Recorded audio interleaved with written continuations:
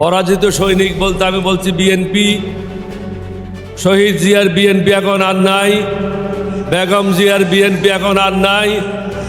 এখন ভাড়াটিয়াদের BNP, মাস্তানদের BNP, ঋণ খেলাপিদের বিএনপি, সন্ত্রাসীদের বিএনপি, চাঁদাবাজদের বিএনপি। দেশের লোকেরা আপনাদেরকে প্রত্যাখ্যান করেছে, যার জন্য আপনাদের মুখে হাসি নাই। এখন থেকে হাসি বন্ধ, কয়েকদিন পরে কাশিও বন্ধ হয়ে যাবে। এটার জন্য আমরা দায়ী না, আপনারা নিজেই দায়ী। কারণ আপনারা বলছেন আমাদেরকে সব কিছু করার আগে অনুমতি লাগবে। আপনারা নিজেই বলেছেন, এটা আমরা বলি নাই। আমরা কেন একত্রিত হয়েছি? সবাই মনে করে জামায়াত ইসলাম মানে মৌলবাদী। একজন আমেরিকান অ্যাম্বাসেডর মাইলম, উইলিয়াম বি মাইলম, তিনি আমার অফিসে আসছিলেন।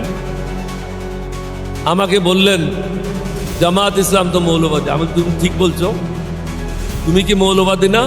বলছে না। আমি, তুমি মিথ্যা কথা বলছো। তুমি কি তোমার খ্রিস্টানিটিতে বিশ্বাস করো না? বলছে বিশ্বাস করি। তাহলে তোমার খ্রিস্টানিটিতে কতগুলি মূল মন্ত্র আছে না? বলা আছে। তাহলে যে এগুলি তো হলো মূল মন্ত্রে যারা বিশ্বাস করে তারাই তো মৌলবাদী। প্রত্যেকটা মানুষ মৌলবাদী। যে হিন্দু সেও মৌলবাদী, যে বুদ্ধিস্ট সে মৌলবাদী, যে খ্রিস্টান সেও মৌলবাদী।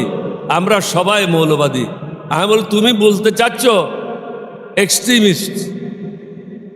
এটা দুইটা পার্থক্য জিনিস। সুতরাং আপনারা যে ওষুধগুলি নিয়ে বাজারে বেরিয়েছেন এগুলি পুরানো ওষুধ। এই ওষুধ আর কাজ হবে না। বৈজ্ঞানিক যুগে নতুন নতুন ওষুধের প্রয়োজন।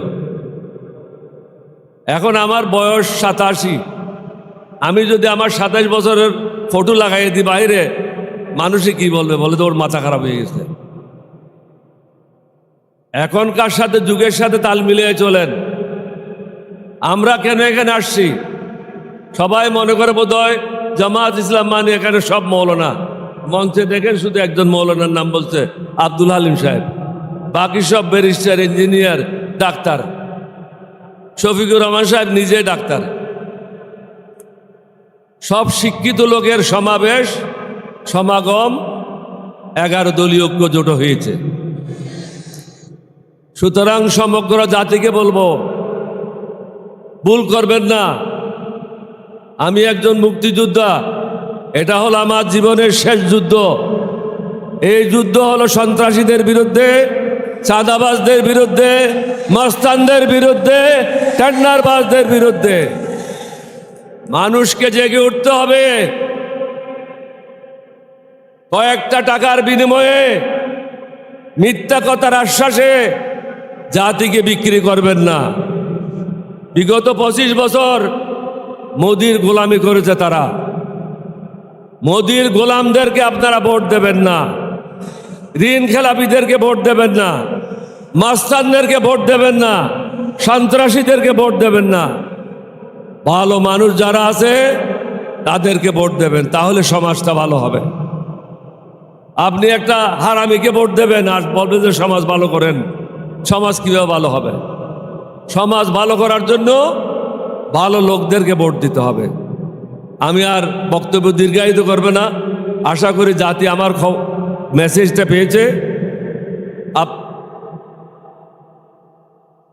কথা হলো, একজন লোক প্রধানমন্ত্রী হলে তাকে না মারে ফেলা পর্যন্ত অথবা নিজে না মরা পর্যন্ত ওই পদ থেকে সরে দাঁড়ায় না। বর্তমানে যে আমরা সংস্কারটা এনেছি প্রত্যেকে মিলে, সেটা হলো জমিদারি প্রথা শেষ করার জন্য। এটা কারো ব্যক্তিগত লাভের জন্য না। স্বৈরাচারীরা যেন আগামী দিনে ক্ষমতায় জেগে বসে না থাকে। আপনাদেরকে অনুরোধ করব, সমগ্র দেশবাসীকে, দেশের ক্ষতি করবেন না। দেশের কথা চিন্তা করেন, নিজের কথা পরে চিন্তা করেন। দেশকে বাঁচান। দালালদেরকে চিহ্নিত করেন। যারা ব্যাংকের টাকা লুট করেছে তাদেরকে চিহ্নিত করেন। চাঁদাবাজদেরকে চিহ্নিত করেন। এটা কঠিন কাজ না। যারা এই দেশের বিরুদ্ধে অবস্থান নিয়েছিল তাদেরকে চিহ্নিত করেন। আজকে যে আমরা এখানে বক্তব্য রাখার জন্য এসেছি, এই সুযোগটা কে করে দিয়েছে? আমাদের ছেলেরা, অকাতরে যারা জীবন বিলিয়ে দিয়ে বাংলাদেশকে তারা স্বৈরাচারের হাত থেকে মুক্ত করেছে। আজকে যারা নির্বাচন করার জন্য মাঠে নেমেছেন, 11 দলের বিরুদ্ধে বলছেন, জামাতের বিরুদ্ধে বলছেন, এই সুযোগটাকে কিভাবে পেলেন? এটা তো আমি বলছি না, ফখরুল ইসলাম নিজেই বলেছে যে আমাদের এই সংগ্রামে কোনো অংশগ্রহণ ছিল না।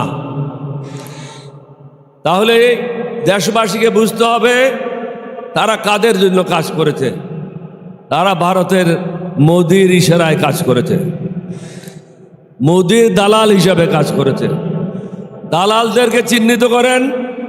বাংলাদেশে যারা পরিবর্তন আনতে চায়, সুশাসন আনতে চায়, ন্যায় বিচার আনতে চায়, প্রত্যেক ধর্মের জন্য সমান সুযোগ সৃষ্টি করতে চায়, তাদেরকে আগামী দিনে ভোট দেবেন। এই এলাকায় যিনি প্রার্থী হয়েছেন তিনি হলেন দাঁড়িপাল্লার। আমরা আপনাদেরকে অনুরোধ করব, পুরানা ঢাকাবাসীকে এই প্রার্থীকে দাঁড়িপাল্লায় ভোট দিয়ে জয়যুক্ত করে ন্যায়ের পথে এগোনোর জন্য, নতুন বাংলাদেশ গঠনের জন্য আমাদেরকে সাহায্য করবেন। আগামী দিনের যিনি প্রধানমন্ত্রী ডক্টর শফিকুর রহমান সাহেবকে সাহায্য করবেন। যাদের কাছে কোনো দেশের জন্য কোনো বক্তব্য নাই, জনগণের জন্য কোনো বক্তব্য নাই, তারা মাঠে বলে বেড়াচ্ছে জামাত ইসলামের নেতৃত্বে যদি আগামী দিনের সরকার গঠন হয় সবাইকে বোরকা পড়তে হবে। এই ধরনের কোনো অবস্থা কখনো সৃষ্টি হবে না। যে রকম আছে সেরকমই থাকবে। অনেকে বলে শরিয়া আইন চালু হবে। এটা হিন্দু, মুসলমান, বৌদ্ধ, খ্রিস্টান, মুসলমান সবাইয়ের দেশ। শফিকুর রহমান সাহেব স্পষ্ট ভাষায় বলেছেন সংবিধান অনুযায়ী এই দেশ পরিচালনা হবে।